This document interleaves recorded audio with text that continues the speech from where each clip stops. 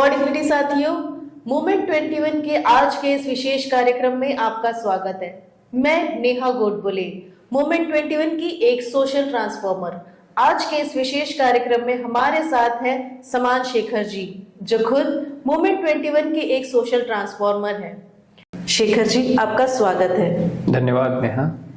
Moment 21 पिछले कुछ वर्ष से कार्यरत है। क्या आप मुझे बता सकते हैं कि इसकी शुरुआत कब हुई, किसने की और क्यों की? अच्छा प्रश्न है नेहा। मूवमेंट 21 की शुरुआत वर्ष 2017 में देश के कुछ जागरूक लोगों ने साथ में आकर की और इसका मुख्य उद्देश्य समाज में उन मूल्यों को स्थापित करना है जो हमारे संविधान में लिखे गए हैं। क्योंकि उन लोगों का ये मानना था कि हमारे संविधान में जो मूल्य लिखे गए हैं, जिसमें मुख्य रूप से समानता, स्वतंत्रता, न्याय, सौहार्द और पर्यावरण की मित्रता, ये मूल्य हमारे संविधान में होने के बावजूद हमारे समाज में वो हमें नहीं दिखते और इसलिए उन्हें वास्तविकता में समाज में स्थापित करने के लिए मूवमेंट 21 का निर्माण वर्ष 2017 में किया गया था। मोमेंट 21 का नाम मूवमेंट 21 क्यों है? अच्छा प्रश्न है नेहा। मूवमेंट 21 बेसिकली एक सोशल ऑर्गेनाइजेशन है, एक सामाजिक संगठन है और एक सामाजिक आंदोलन चलाता है। अक्सर हम पाते हैं कि और देखते हैं कि हमारे जो इस तरह के संगठन होते हैं वो किसी न किसी समाज विशेष के नाम से संबंधित होते हैं। पर चूंकि मूवमेंट 21 सभी लोगों का, हमारे देश के सभी लोगों का एक संगठन है और ये 21वीं सदी का संगठन है, अर्थात ये 21st सेंचुरी का संगठन है और इसलिए इसका नाम 21st सेंचुरी का मूवमेंट यानी मूवमेंट 21 ऐसा रखा गया है। ओके, मूवमेंट 21 का उद्देश्य क्या है? जैसे मैंने शुरुआत में भी कहा, मूवमेंट 21 का उद्देश्य यदि हम अंतिम रूप से देखें तो हमारे देश के प्रत्येक नागरिक को एक मानवीय जीवन, गरिमापूर्ण जीवन प्रदान करना है और उसके माध्यम से हमारे देश को एक महान और समृद्ध नागरिक राष्ट्र बनाना है। ओके, ये किस सिद्धांतों पर आधारित है मूवमेंट? मूवमेंट 21 के कई सिद्धांत हैं। आपने देखा कि इसका जो उद्देश्य है वो बहुत व्यापक है। हम इस देश में प्रत्येक नागरिक को एक गरिमापूर्ण जीवन देने की बात कर रहे हैं। इसके लिए जरूरी है कि इस बड़े काम को करने के लिए जो संगठन हो, वो संगठन कुछ महत्वपूर्ण सिद्धांतों पे चले जी। और मूवमेंट 21 के शुरुआती दौर में हमने प्रयास किया कि इस तरह के जो सामाजिक संगठन हैं, जो इस तरह के संवैधानिक मूल्यों को समाज में स्थापित करने के लिए कार्य कर रहे हैं, उनके कार्यों से, उनके संगठनात्मक संरचना से हम कुछ सीखें। उसको आधार बनाते हुए हमने प्रयास किया कि हम उनसे सीखें और साथ ही उनके द्वारा जो त्रुटियां हुई हैं या फिर जो कमियां रह गई हैं उनको हम मूवमेंट 21 में सुधारने का प्रयास करें और एक ऐसा ऑर्गेनाइजेशन क्रिएट करें जो सही मायनों में इन मूल्यों को समाज में स्थापित कर पाएगा। और इसके लिए कुछ जो बुनियादी सिद्धांत है मूवमेंट 21 के, उसमें कलेक्टिव डिसीजन मेकिंग या सामूहिक निर्णय पद्धति हम जिसको कह सकते हैं, वो प्रमुख सिद्धांत है। इसके माध्यम से हमें प्रयास करते हैं कि मूवमेंट 21 में जो भी निर्णय होते हैं वो सामूहिक रूप से लिए जाते हैं। कोई एक व्यक्ति मूवमेंट 21 में निर्णय नहीं लेता। साथ ही कलेक्टिव इंटेलिजेंस को हम मानते हैं, अर्थात हम ये मानते हैं कि किसी एक व्यक्ति द्वारा, चाहे वो व्यक्ति कितना भी शिक्षित और योग्य और अनुभवी क्यों न हो, उसके द्वारा लिया गया निर्णय और एक समूह के द्वारा लिया गया निर्णय, दोनों के बीच में समूह द्वारा लिया गया निर्णय हमेशा बेहतर होगा और इस तरह के संगठन के लिए वो महत्वपूर्ण है। एक और महत्वपूर्ण सिद्धांत जिस पे मूवमेंट 21 काम करता है, जिस पर उसकी संरचना आधारित है, वो है इंस्टीट्यूशनल लीडरशिप। अर्थात इसमें कोई एक व्यक्ति लीडर नहीं है। मूवमेंट 21 संगठन के रूप में ही नेतृत्व प्रदान करता है। बहुत खूब, बहुत ही इंटरेस्टिंग लग रहा है सुनने में।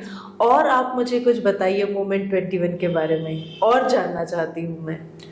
मूवमेंट 21 के बारे में यदि आप मुझे 2-3 सबसे महत्वपूर्ण चीज़ें पूछे तो मैं कहूँगा कि इसमें जो डाइवर्सिटी है वो इसकी एक यूनिकनेस है। मूवमेंट 21 में सभी धर्मों के सभी वर्गों के, चाहे वो सामाजिक वर्ग हो चाहे सांस्कृतिक वर्ग हो, सभी भाषाओं के, सभी क्षेत्रों के, सभी लिंग के, सभी आयु के लोग शामिल है। और ये डाइवर्सिटी अपने आप में इसको यूनिक बनाती है।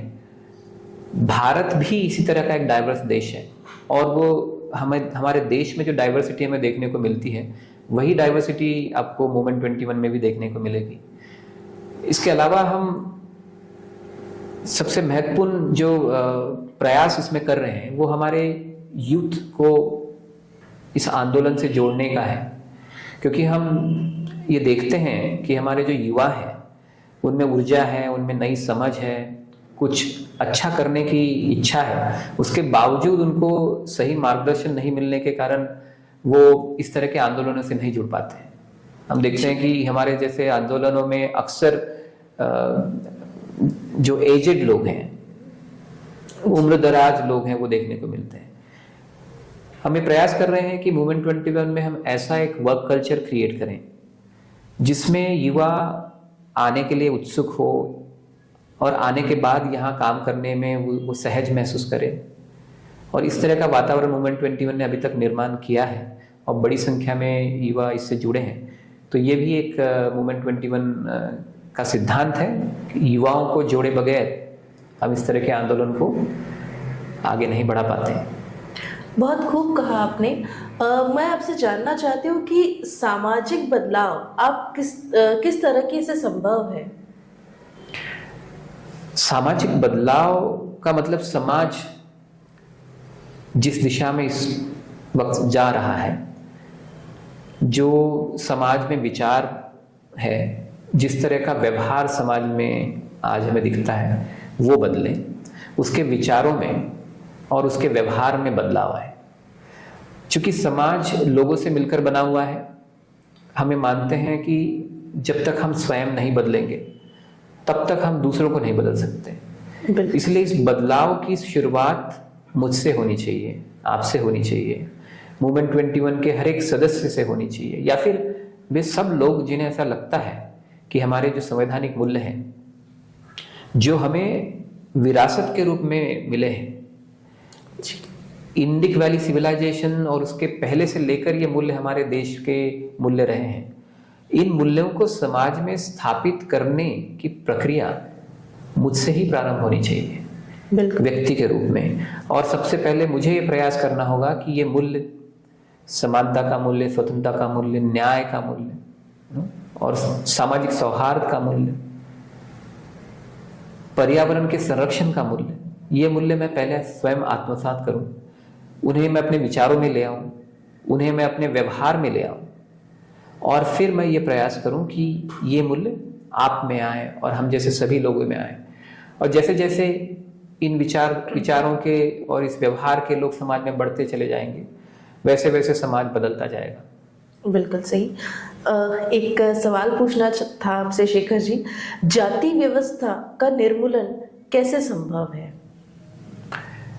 जाति व्यवस्था अपने आप में एक जटिल व्यवस्था है जी। बहुत लंबे समय से हमारे देश में चली आ रही है। सभी लोग ये मानते हैं कि जाति व्यवस्था को हमें समाप्त करना है जी।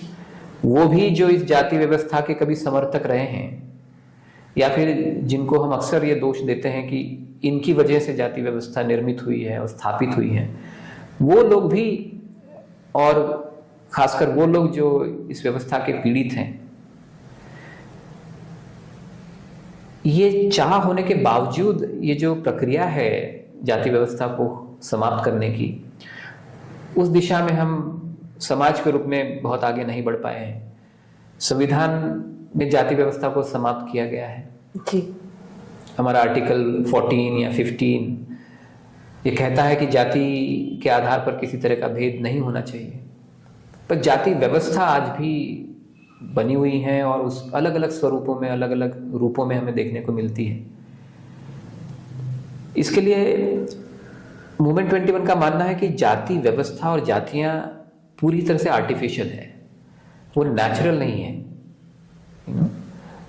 यदि वो नेचुरल होती तो जो बच्चा है वो पैदा होते ही उसके दिमाग में वो आ जानी चाहिए थी, पर ऐसा नहीं होता जी। आप देखें एक 5, 6, 7 वर्ष का बच्चा या बच्ची, उसके दिमाग में किसी तरह की जाति नहीं है, किसी तरह का भेद नहीं है। धीरे धीरे वो भेद परिवार से, समाज से, स्कूल से, प्लेग्राउंड से आता है, और धीरे धीरे हम पाते हैं कि वो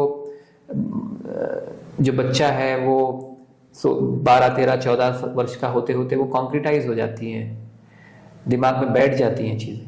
इसलिए सबसे सशक्त माध्यम है जिस समय ये चीज़ें, ये जो कास्ट है या कास्ट सिस्टम है, उसको हम अमानवीय समझते हैं, और ये अमानवीय मूल्य, ये बातें जब उस बच्चे के दिमाग पे लिखी जा रही होती है, उसकी क्लीन स्लेट पर जब ये चीज़ें समाज और परिवार लिख रहा है, उस समय ऐसा कोई प्रयास नहीं हो रहा है कि इन बातों को उसके दिमाग से मिटाया जाए और उसके दिमाग पर या फिर उस क्लीन स्लेट पर ऐसी चीज़ें लिखी जाएं जो हमारे मूल्यों पर आधारित है, जो समानता पर आधारित है, जो स्वतंत्रता पर आधारित है, जो इन मानवीय मूल्यों पर आधारित है।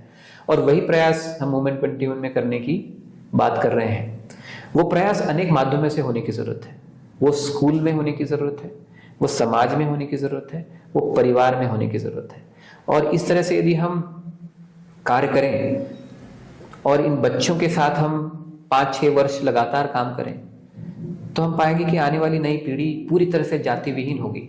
इस तरह के जाति पर आधारित भेद या लिंग पर आधारित भेद इनसे पूरी तरह से दूर होगी और एक समान विचारधारा में विश्वास रखेंगी। बहुत बहुत शुक्रिया शेखर जी। काफ़ी सारे प्रश्नों के उत्तर मुझे भी मिल गए हैं और मेरे ख्याल से हमारे साथियों को भी मिल चुके होंगे। Thank you very much for dignity. Thank you for dignity.